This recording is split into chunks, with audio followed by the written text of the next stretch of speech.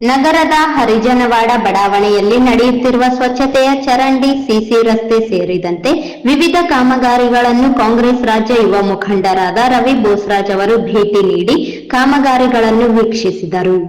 ನಂತರ ಮಾತನಾಡಿ, ನಮ್ಮ ಸುತ್ತಮುತ್ತಲಿನ ವಾತಾವರಣ ಸ್ವಚ್ಛದಿಂದ ಕೂಡಿರಬೇಕೆಂದರೆ ನಾವೆಲ್ಲರೂ ಕಸವನ್ನು ಎಲ್ಲೆಂದರಲ್ಲಿ ಬಿಸಾಡಬಾರದು.